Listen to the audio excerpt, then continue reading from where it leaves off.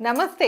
Kiran TV భక్తి ప్రేక్షకులకి స్వాగతం. ప్రస్తుతం మనతో పాటు ఉన్నారు ప్రముఖ ఆధ్యాత్మికవేత్త, జ్యోతిష, వాస్తు పండితులు, లలిత అమ్మవారి ఉపాసకులు నానాజీ పట్నాయక్ గారు.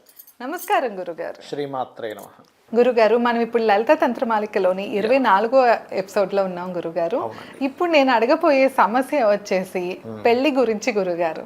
చాలా మందికి ఏంటంటే ఆలస్యంగా పెళ్ళి అవుతుంది, లేకపోతే చాలా మంది జనరల్గా అయితే పెళ్లి అవ్వనోళ్ళు కూడా ఎంతో మంది ఉన్నారు.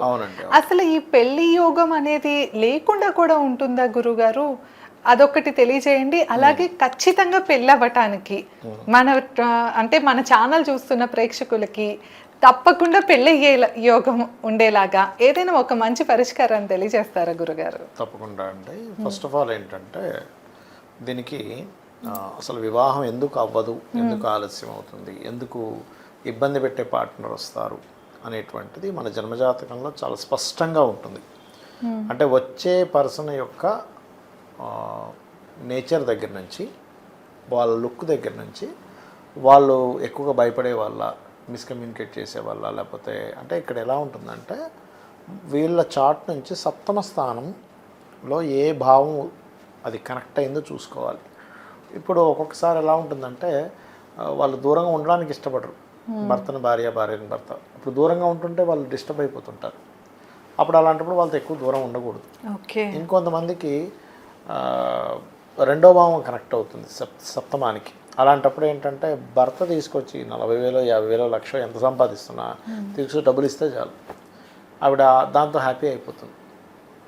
అలాగే వైస్ వర్స్ ఉంటుంది ఇద్దరికి కూడా, ఒక భర్తకే కాదు. అవును, ఇవ్వకపోతే వాళ్ళు ఏంటి, నాకు ఫ్యామిలీ అంటే నాకు సరైనటువంటి ఇది లేదు, లేదా ఒక్కొక్కసారి మనీ అనే కాదు, ఫ్యామిలీ కనెక్టివిటీ సరిగ్గా ఉండవు ఒక్కోసారి.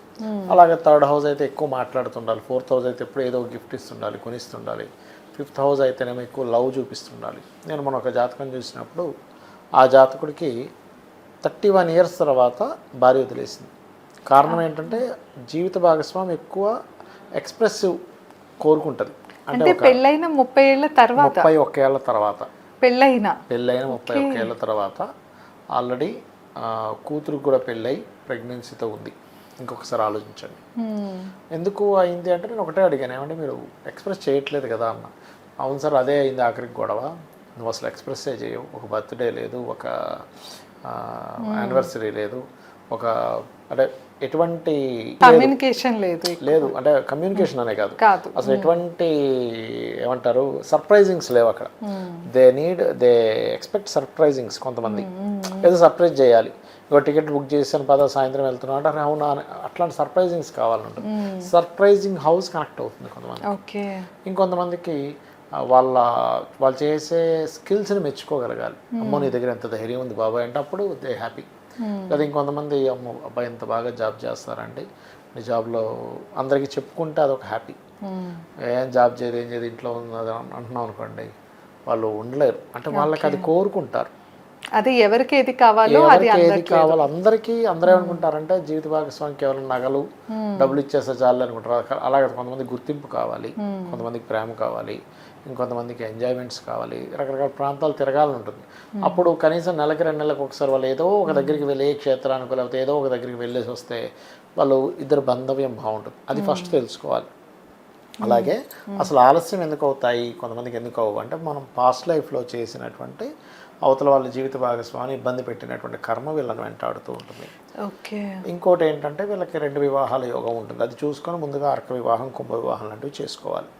ఇది పర్టికులర్గా కేవలం పాయింట్స్ ఒకటే కాకుండా వీళ్ళ జాతచక్రంలో అసలు ఏంటుంది, అసలు ఏ యోగం ఉంది, ఇద్దరికి కనెక్ట్ అవుతున్నాయా లేవా, ఇద్దరికి దశలు బాగున్నాయా లేవా కాస్త చెక్ చేసుకోవాలి. ఎందుకంటే మనం జీవితంలో ఏదైనా వెనక్కి తీసుకోగలం, కానీ వివాహం అనే ప్రక్రియ ఎలా ఉంటుందంటే ఒక వస్తువులా, కార్లా కదా, ₹1,00,000 కారు కొన్నా వద్దులే అనుకుంటే అమ్మేస్తాం.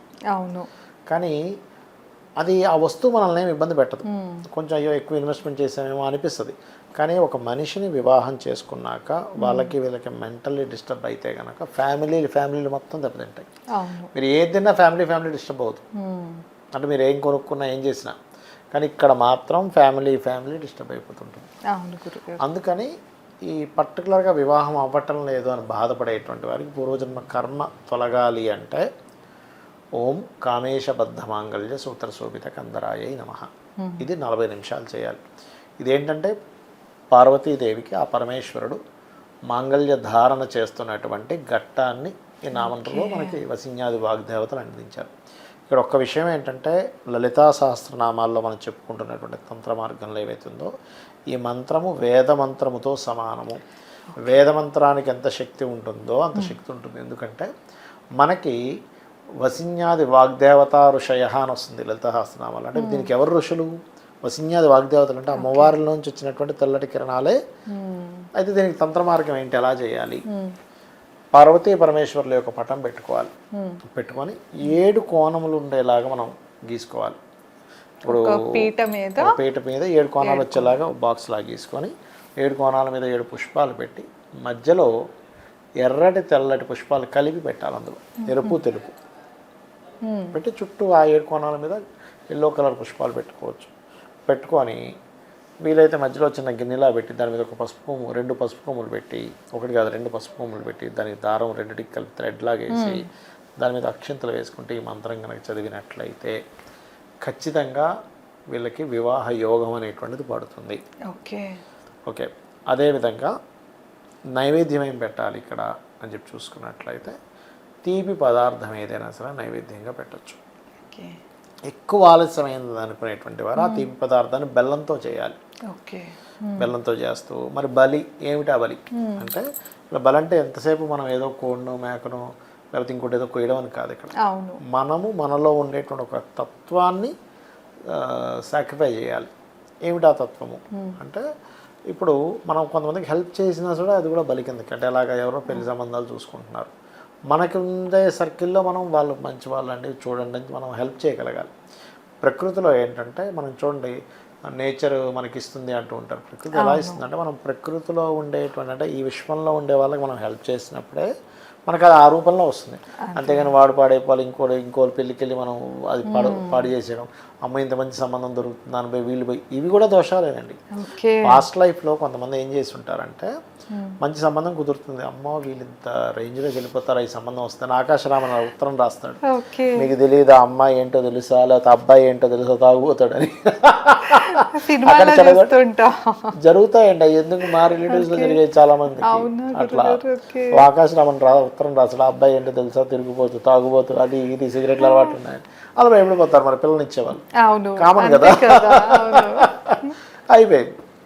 అట్లా ఏంటంటే నువ్వు కావాలని ఏదైనా చెడగొట్టినా మరి ఇక్కడ నువ్వు ఆ సఫర్ అవ్వాలిగా.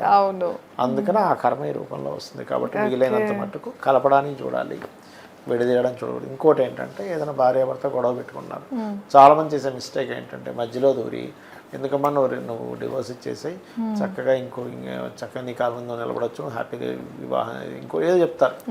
అలా అసలు ఎవ్వరూ కూడా నేను చాలామంది చెప్తుంటా, ఇద్దరు భార్యాభర్త గొడవలు పడేటప్పుడు తల్లిదండ్రులు కానీ అత్తమామలు కానీ ఇన్వాల్వ్ అవ్వకూడదు. వాళ్ళిద్దరికీ నప్పలేదు, వాళ్ళిద్దరూ డివోర్స్ తీసేసుకున్నారు, వాళ్ళ ఇష్టం. కానీ మధ్యలో దూరి ఆ తీసేసుకోండి సజెషన్ ఇచ్చారంటే ఆ కర్మని మీరు మొయ్యాలి, జన్మలు మొయ్యాలి.